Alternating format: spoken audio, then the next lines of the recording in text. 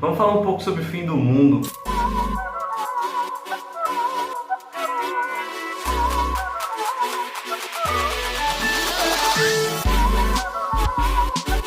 Então vamos falar do Monte Krakatoa? Eu sei que eu tô um pouquinho atrasado, né, mas sem muitas desculpas por causa dessa Vou falar quarentena. aqui do meu computador ali, eu estou olhando pra ele, tá rodando Linux porque ele estragou, mas tudo bem. Mas vamos falar sobre vulcanismo, vamos falar sobre o Monte Krakatoa, vamos ver as contribuições que eu posso dar nesse assunto, tá bom? A Júnior de Oceanografia, a Maraberto, entrou em contato comigo para responder algumas perguntas e responder algumas dúvidas, né? Porque na época que o Monte Krakatoa entrou em erupção, há mais ou menos 3, 4 semanas atrás, né, em abril de 2020, todo mundo ficou meio desesperado e começou Meu Deus, coronavírus, vulcão, extraterrestres, OVNIs, blá blá blá blá blá blá. Pessoal, tem alguma notícia para vocês, o mundo não vai acabar, mas o ser humano, né, no caso, pode acabar, mas o mundo vai ficar aí. Né? Tanto é que vulcões, eles entram em erupções constantemente pela história. Ah, mas Luiz, os vulcões estão entrando muito mais em erupções hoje em dia, muito mais terremoto, muito mais tsunami. Rapaz, é lógico, né? Nunca se teve tanto satélite, nunca se teve sismômetros por aí, nunca se monitorou tanto as nossas praias. Então, lógico que a gente vai capturar e vai detectar mais esses eventos, como terremoto, como explosão vulcânica. Antigamente, né, nas ilhas, principalmente na Indonésia e em outros locais como Havaí, contava-se histórias assim: ah, o deus vulcão entrou em erupção, explodiu em não sei quantas gerações, na geração do meu tataravô. Então espero que ele não entre em erupção na minha geração, mas na geração dos meus netos. Bem, isso aí era o que acontecia, porque eram esses relatos de maneira oral, né? Então sabia que aquele vulcão entrava em erupção por um determinado período de tempo, se repetia, e isso daí ia se propagando oralmente, né, para aqueles habitantes daquelas ilhas ou para aqueles habitantes daqueles países, como na Itália, Roma, etc. Mas a gente aumentou muito mais isso. A gente aumentou muito mais a nossa maneira de relatar que uma explosão vulcânica está acontecendo, né? Que uma erupção, não explosão, nossa, os vulcanólogos vão me matar, que uma erupção está acontecendo, ou então que um tremor de terra está acontecendo, simplesmente porque a gente começou a entrar na era da informação, né? Ali no final do século XX, e começou a divulgar essa informação. Então, os registros aumentaram, não é que eles estão acontecendo mais. Tá? Então, deixando isso bem claro, né, vamos dizer, o mundo vai acabar? Não, o mundo não vai acabar, o mundo vai ficar aí. A gente precisa de vulcão. Né? Os vulcões, eles são os nossos amiguinhos, pessoal. Vamos dizer assim. Cara, passa vergonha na internet nessa quarentena, é complicado, mas tudo bem. Os vulcões, por que eu estou dizendo que eles são os nossos amiguinhos? Primeiro, tem várias ilhas que são construídas de atividade vulcânica. Então, muitas ilhas são habitadas e são habitáveis por causa dessas atividades vulcânicas. O Havaí está aí como exemplo. Segundo, a gente tem aqui no Brasil a terra roxa. É um solo predominantemente vulcânico rico em minerais, essenciais para crescimento de planta, crescimento de plantação. Então é um solo muito fértil. A erosão, ela atua de maneira oposta a isso. Então a gente acaba retirando alguns minerais que só vão ser repostos devido a uma atividade vulcânica. E aquela rocha, né, que foi desconsolidada, que foi erodida, que virou solo e está ali rica de minerais que vieram da profundeza da Terra. Então o vulcão, a atividade vulcânica é necessária. O que é vulcão? Vamos pensar no planeta Terra como uma panela de pressão, tá bom? Então eu tenho vários movimentos dentro da Terra, dentro da minha panela de pressão. Eu tenho toda aquela água agitada, tenho todo aquele magma dentro da Terra agitado, né? Eu tenho tudo aquilo sendo aquecido Então a panela de pressão precisa de um lugar para esvaziar essa pressão, que é o pininho dela. Já a Terra, a gente tem em determinados locais, devido ao movimento tectônico, a gente tem as placas transcorrendo, ou seja, ali uma esfregando a outra. A gente tem subducção, uma placa entrando em cima e outra indo embaixo. E a gente tem placa se afastando. Então esses são os 3 locais principais que a gente tem ocorrência de vulcão. Por que isso acontece?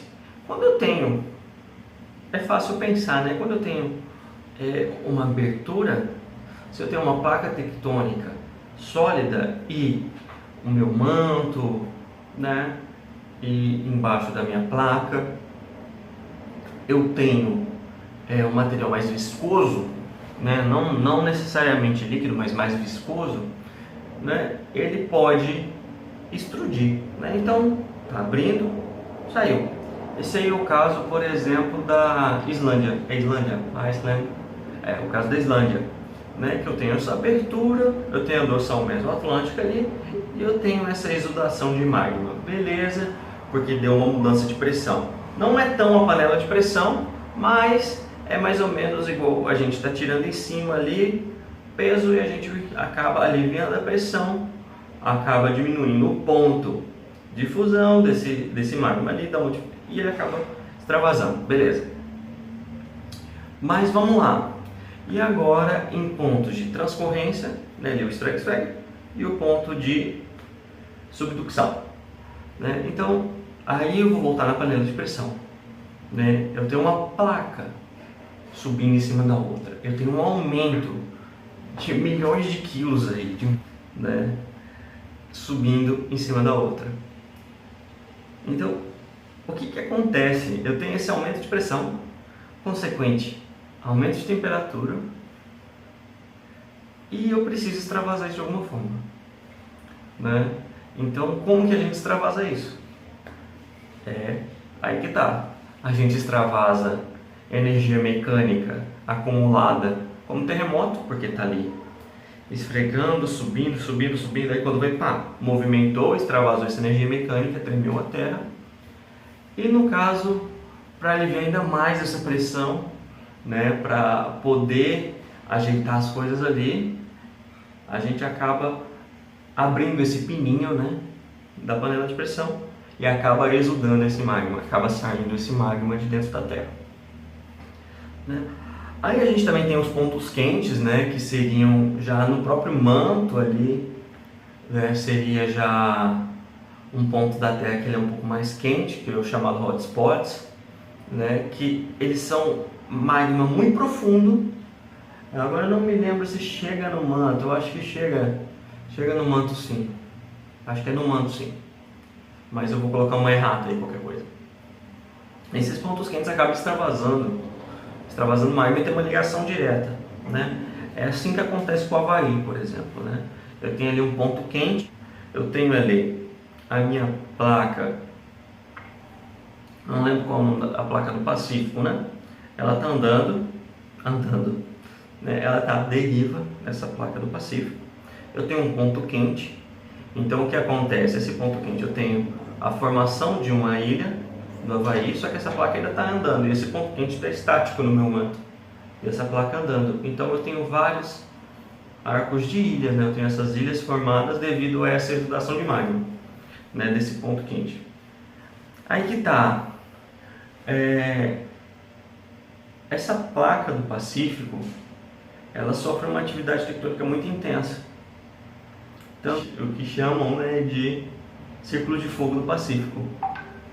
Tá, esse Círculo de Fogo do Pacífico é uma localidade aí, realmente um círculo, né, que está em torno de praticamente toda a placa do Pacífico e tem ocorrência de muitos vulcões, tem ocorrência de muitos sismos. Isso aí diariamente, eu acho que enquanto eu estou gravando esse vídeo aqui ou enquanto você está assistindo, tem alguns vulcões entrando em erupções e tem alguns sismos acontecendo, né, porque a atividade é muito intensa. E o que nos remete à Indonésia, eu vou colocar uma figurinha aí. A Indonésia, Filipinas, né, e Filipinas, elas estão sofrendo bastante atividade tectônica, né? A gente tem ali algumas placas menores que está uma esfregando com a outra, uma subindo em cima da outra, então é um lugar muito complexo tectonicamente. Sem falar que a Indonésia, ela é um complexo de milhares de ilhas, isso mesmo, não é tipo centenas, não, mas milhares de ilhas. Algumas inabitáveis, mas milhares de ilhas. E isso faz com que as populações se concentrem muito, né, em algumas dessas ilhas, porque é inviável ficar se transportando de uma ilha para outra, que é uma ilha que é só um pedacinho de rocha ali, né? Acaba sendo chamado como ilha, mas acaba inabitável. Então é muito complicado qualquer atividade vulcânica e qualquer sismo que aconteça, porque eu tenho uma concentração muito grande de pessoas em algumas dessas ilhas. E esse é o caso do Monte Krakatoa, né? O Monte Krakatoa, que ele fica ali entre uma das duas ilhas mais povoadas e populosas da Indonésia. Então, qualquer coisinha que acaba acontecendo ali, milhares de vidas são ceifadas, infelizmente, né? Mas a Indonésia é um país muito avançado, por incrível que pareça, que a gente não ouve muito falar aqui no Brasil de lá, né? Eu já tive experiências ótimas lá, conheço o país, mas eles são muito avançados na geologia e na oceanografia. Primeiro, se você tem um país com milhares de ilhas, é muito difícil você desvincular oceanografia, geologia marinha, geofísica marinha, com os processos que estão afetando diretamente a vida daquelas pessoas. Quando a gente vive num país continental como o Brasil, né, com uma área de costa muito grande, então é muito fácil você acabar se especializando em uma área ou outra, né? Tipo, alguns amigos meus da geofísica nunca vão mexer com geofísica marinha, beleza, vão viver bem, vão trabalhar. Alguns amigos meus da geologia também, mas a Indonésia é muito difícil de desvincular. Apesar de ter como se desvincular, o profissional acaba sendo limitado, então, porque ele tem que ter um conhecimento muito grande de processos geológicos e interação em geologia com o mar, né?